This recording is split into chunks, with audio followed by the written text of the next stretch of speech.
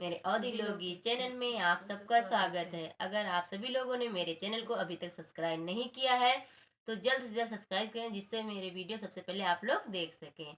मैं और मेरी मम्मी एक भजन गीत सुनाने जा रहे हैं।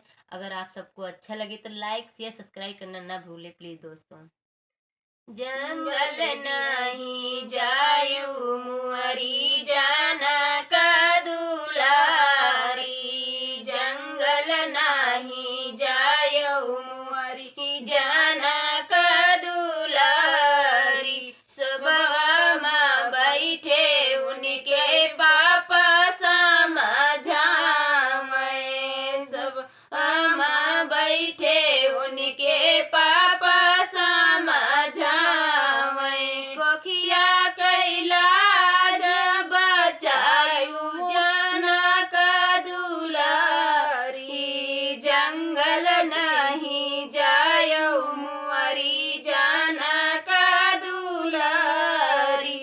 सबवा में बैठे उनकी मैया समझावे, सबवा